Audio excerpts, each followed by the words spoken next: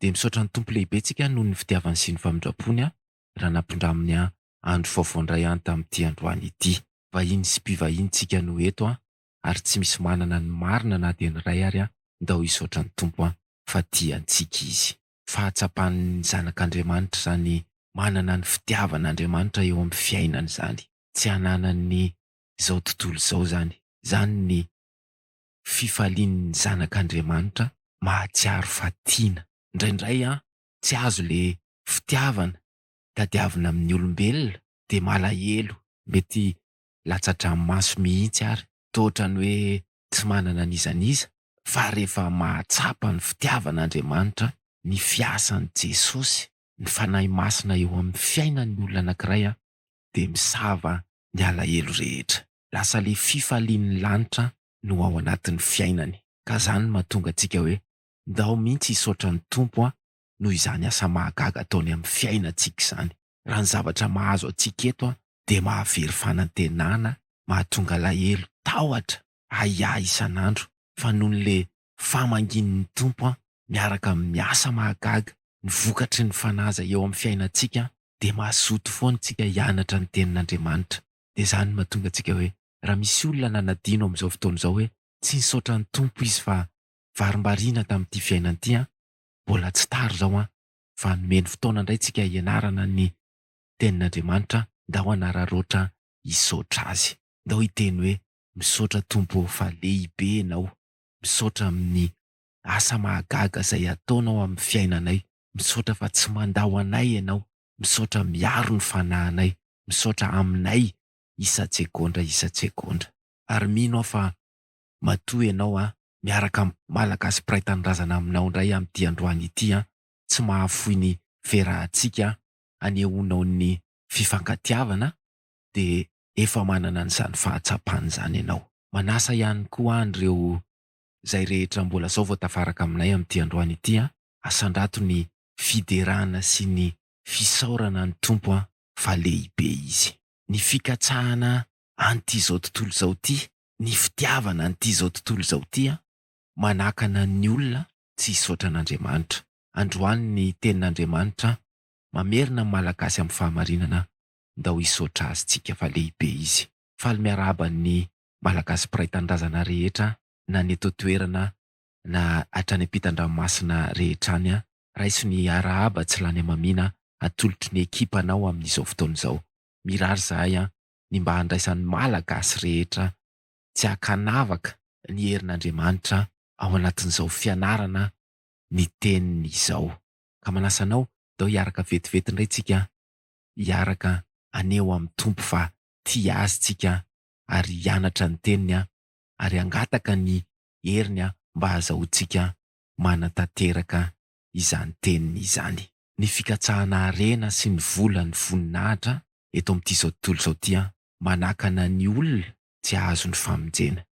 Raha misy olona tafaraka aminay amin'izao fotoana izao mbola tsy azo ny tsara ny momba an'izany vola aman-karena zany, tsy azo ny tsara ny momba an'izany famonjena nataon'i Jesosy Kristy zany de misy lehilahy ray izay amin'ny Baiboly taorian'ny tenenany hoe indro tompoko ny antsasaky ny fananako omeko ny mahantra ary raha misy zavatr'olona nalaiko tamin'ny fiampangana tsy marina de onerako avo efatreny zany. Taorianan'izay de hozy Jesosy taminy hoe anio no tonga eto amin'ity trano ity ny famonjena fa izy de zanaky Abrahama koa. Mila saintsaina lalina zany tenin'Andriamanitra zany mila tsy atao discussion zany mila ankatoavina zany de ho tonga amintsika menakavy ihany koa ny famonjena. De tsy ho voasakatsakany ny vola aman-karena sy ny voninahitra sy ny laza eto amin'ity zao tontolo zao ty ny famonjena fa ho tonga amin'ny tokantrano malagasy tsirairay avy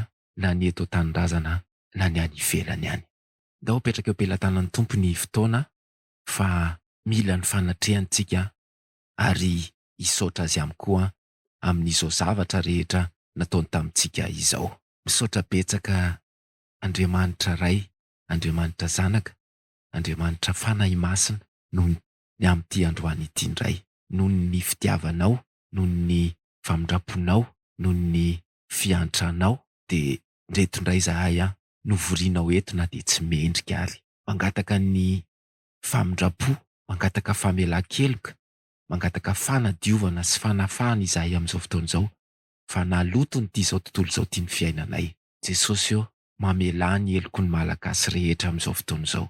Mamelà ny helokay fa mbola mandeha amin'ny fihevitra izay, mbola mandeha amin'ny fahazaran-dratsy, mbola mandeha amin'ny fahadalàna. Ary hitanao isan'andro izany.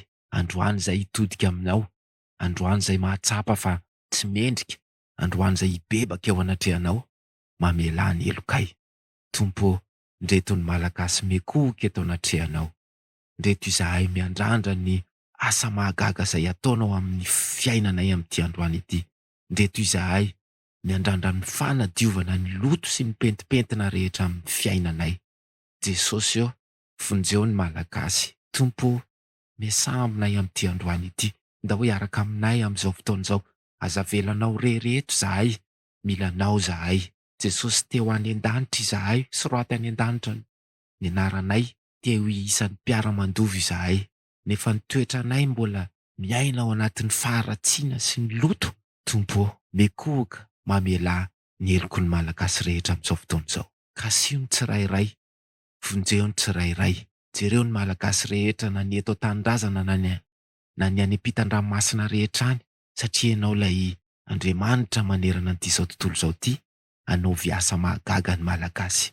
Tompo, vonjeo izahay fa tsapanay fa andro farany izao, tsapanay fa efa akaiky ianao. Jesosy, tsy zakanay ny fahamaizanao.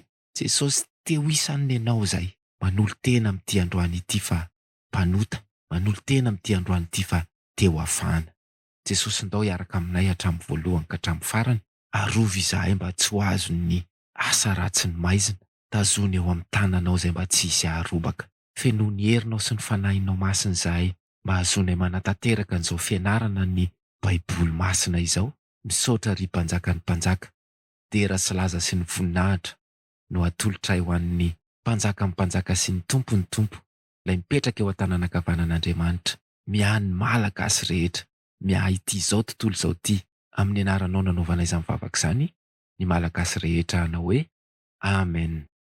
Androantsika dia hianatra fahamarinana anankiray indray, dia ny momba an'Andriamanitra sy ny fomba fiasany toy ihany izay efa nianarantsika hatramin'izay. Ka manasanao amin'ny fifantohana, amin'ny fofeny fanetretena, amin'ny fanahy mangetaheta, mba hianatra ny momba an'Andriamanitra, mba hahalala ny momba an'Andriamanitra sy ny fiasany amin'ity androany ity. Daontsika hamaky ny tenin'Andriamanitra ao amin'ny bokin'ny asan'ny apôstôly, toko 17, ny 2:20 ka hatramin'ny 4:30, amin'ny anaran'i Jesosy. Ary nitsangana teo afovoan'ny avoanan'ny Marsa i Paoly ka nanao hoe, ry lehilahy Ateniana, hitako fa amin'ny zavatra rehetra dia tena minomino foana ianareo. Fa raha nandalo ary nandinika izay zavatra ivavahanareo, dia nahita alitara anankiray misy izao soratra izao: ho an'izay Andriamanitra tsy fantatra. Koa izay ivavahanareo nefa tsy fantatrareo, dia izy no ambarako aminareo. Andriamanitra izay nanao izao tontolo izao sy ny eo amin'ny rehetra, izy no tompon'ny lanitra sy ny tany, ka tsy mba mitoetra ao anaty tempoly natao tanana, sady tsy mba tompon'ny tanan'ny olona toa mila zavatra, fa izy ihany no manome izao rehetra izao, aina sy fofinaina ary ny zavatra rehetra. Ary nataony ho raharay ny firenena rehetra dia namponeniny ambonin'ny tany rehetra, ary efa notendreny ny fotoan'andro sy ny faritry ny fonenany, mba hitady an'Andriamanitra izy ireo, raha tahiny ahatsapa ka hahita azy, nefa tsy mba lavitra amin'ny tsirairay amintsika izy, fa izy no ivelomantsika sy hietsehantsika ary hiainantsika, araka ny nolazain'ny mpanao tononkalo sasany teo aminareo hoe, fa terany koa isika. Ary satria terak'Andriamanitra isika, dia tsy mety raha ny maha-Andriamanitra n'Andriamanitra no ataontsika ho tahaka ny volamena na volafotsy na vato voasoratry ny fahaizana aman-tsain'olombelona. 30. Ary Andriamanitra ny tsy nijery izany androny tsy fahalalana izany, fa ankehitriny izy mandidy ny olona rehetra na aiza hibebaka. Satria efa nanendry andro iray izy izay hitsarana n'izao tontolo izao amin'ny fahamarinana amin'ny alalan'ny lehilahy iray voatendriny, koa efa nanome antoka ny olona rehetra izy tamin'ny nananganany azy tamin'ny maty. Ary raha nahareny amin'ny fitsanganan'ny maty izy ireo dia naneso ny sasany, ary ny sasany nanao hoe mbola hiainaonao indray izahay ny amin'izany zavatra izany. Noho izany dia niala teo aminy Paoly. Nefa ny olona sasany nifikitra taminy kanino anisan'izany Dionisio, Areopagita ary ny vehivavy iray atao hoe Damary, ary ny sasany koa. Izay ny tenin'Andriamanitra ho ianarantsika indray amin'ity androany ity. Eo amin'ny 2:20 sy ny 7:20 dia maneho ny tenin'Andriamanitra fa ireo lehilahy atenianina ireo dia miniminy foana satria mivavaka amin'Andriamanitra izay tsy fantany. Ny tsy fahafantarana an'Andriamanitra dia nahatonga ny olona inoino foana sy nanaonao foana. Dia namorona alitara izy dia nasiany soratra hoe ho an'izay Andriamanitra tsy fantatra. Loza ny nahazo an'ireto lehilahy atenianina ireto satria mivavaka amin'Andriamanitra tsy fantatra. Androany tsika misaotra ny Tompo fa afaka mianatra indray ny momba an'Andriamanitra mba hahalalantsika ny fahamarinana momba an'Andriamanitra sy ny andidiny antsika sy ny fomba fiasany eo amin'ny fiainantsika. Izany mahatonga antsika hoe misaotra ny Tompo foana isan'andro isan'andro, isa-tsegondra amin'ny zavatra miseho, satria izao indray izao tsika dia hianatra ny momba an'Andriamanitra, sokafa ny masontsika mba tena hahafantatra hoe iza moa Andriamanitra. Matetika ny Malagasy dia miteny hoe isaorana ny ao ambony, ny andro ny fitantanany ny ao ambony, apetraka amin'ny ao ambony. Fa tena fantatry ny Malagasy marina ve aloha le ao ambony? Iza marina Andriamanitra araka ny Baiboly? Dia izany izao ianarantsika izao amin'ity androany ity. Eo amin'ny 4:20 ka hatramin'ny 7:20 dia mampianatra antsika ny Baiboly fa Andriamanitra namorona izao tontolo izao. Izao tontolo izao dia itsika koa ao anatiny. Dia hanazy izany izao tontolo izao lanitra sy ny tany dia hanazy koa itsika. Tena tsara mihitsy ny ahaizan'ny Malagasy an'izany. Tsara mihitsy no hametrahana an'izany ao anatin'ny fo, ny fisainana, ny fanahintsika hoe Andriamanitra no namorona izao tontolo izao. Andriamanitra no namorona antsika dia hanazyntsika. Manakana antsika izany tsy inoino foana. Manakana antsika izany tsy hamorona toerana na hamorona sarisary izay anehoantsika an'Andriamanitra.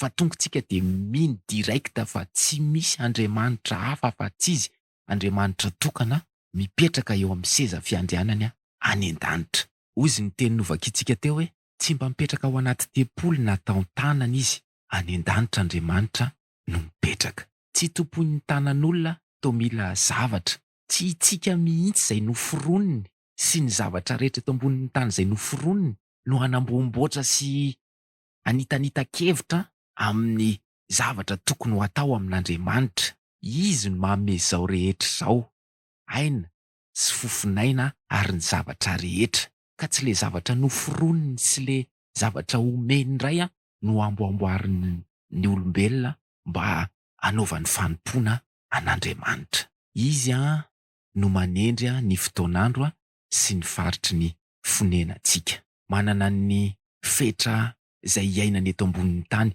hivanianany eto ambonin'ny tany ny tsirairay avy. Manao ny izay rehetra ho afany, ny mpitsabo sy ny mpanabe sy ny mpitondra fivavahana, ny mpitondra firenena ho amin'ny fanatsarana ny mpiarabelona, fa Andriamanitra no manome dia izy koa no maka. Samy omeny faritra amin'ny fonenany ny zanak'olombelona tsirairay avy. Ndaontsika hisaotra ny Tompo amin'izany sitrapony amin'ny fiainantsika izany, fa mahasoa antsika izany. Dia hozy ny tenin'Andriamanitra hoe mba hitady an'Andriamanitra izy ireo raha tahiny hahatsapa ka hahita azy.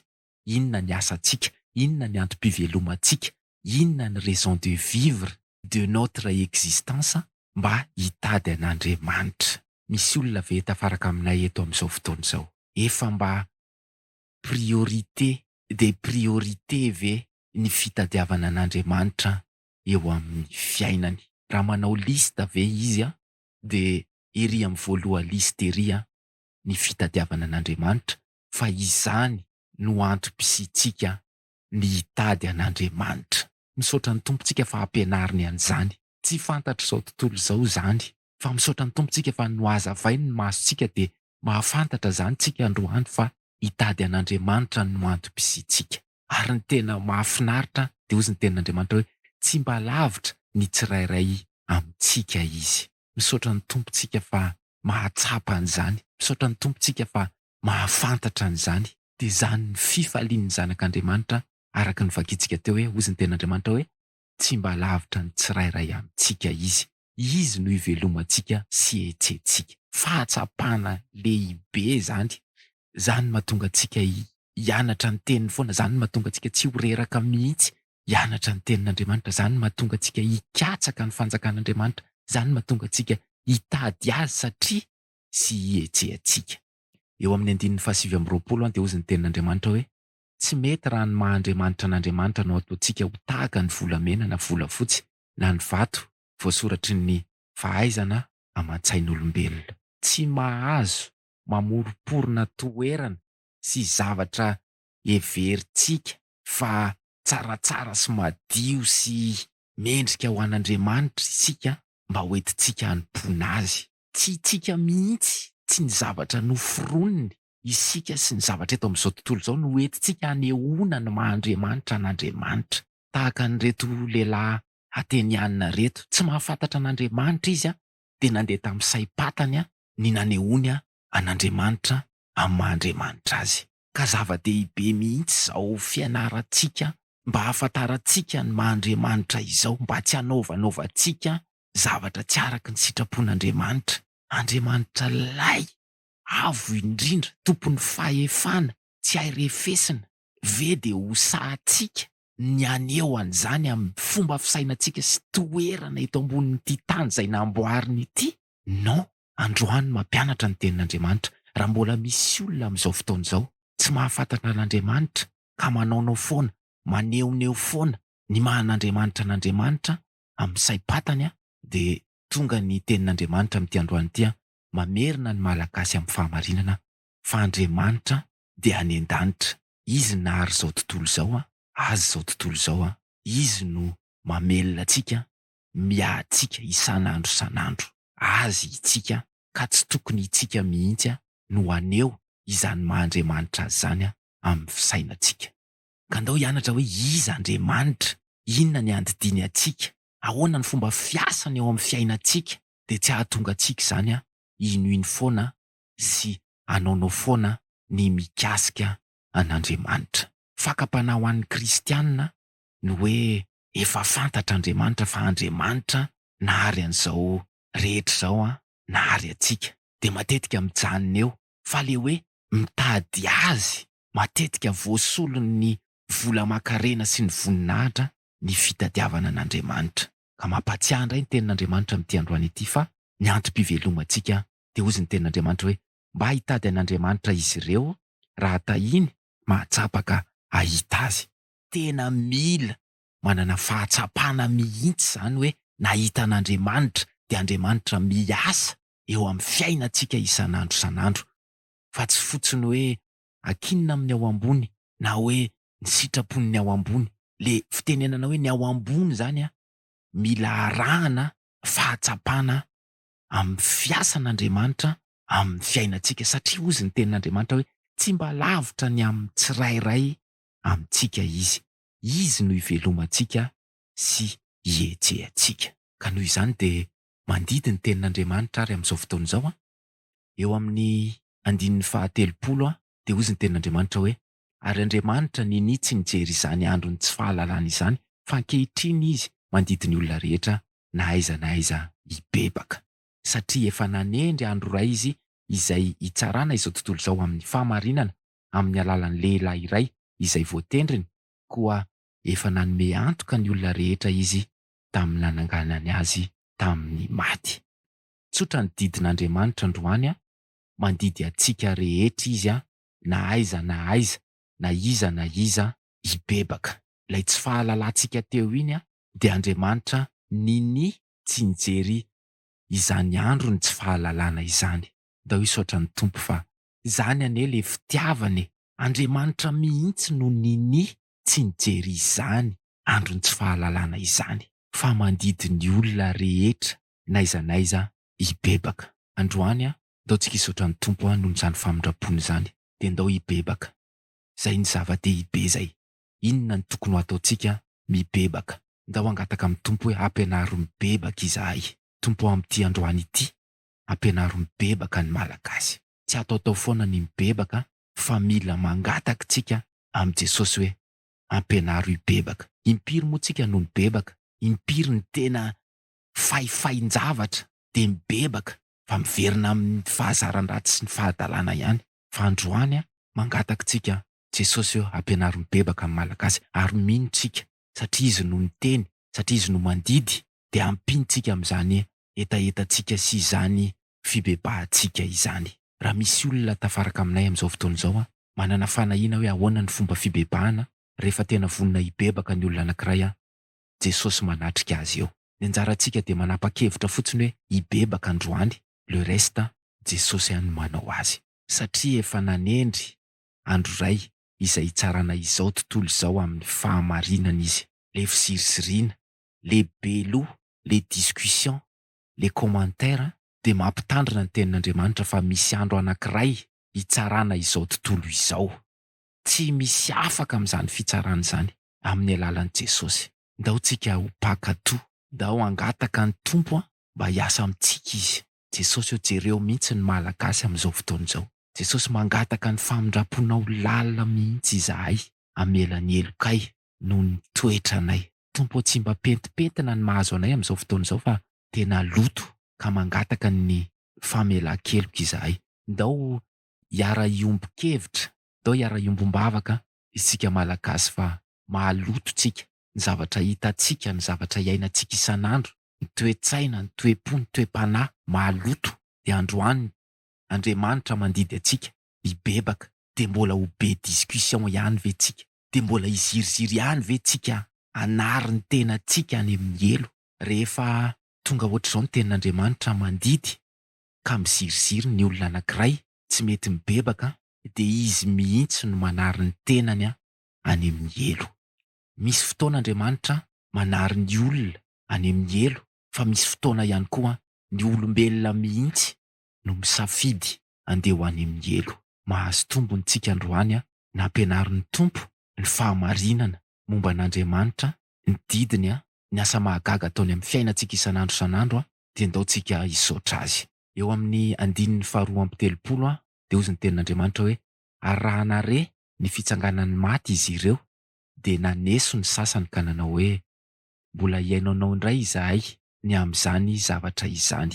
Noho izany dia niala teo aminy Paoly. 2:23 nefa ny olona sasany nifikitra taminy ka nino anisan'izany Dionisio, Areopagita sy ny vehivavy iray atao hoe Tamary, ary ny sasany koa. Ao aorian'ny fitorianan'ny tenin'Andriamanitra dia mizara roa ny olona. Misy ny efa zatra manany ihany ny maneso, ny manao discussion, manao commentaire, tsy mino.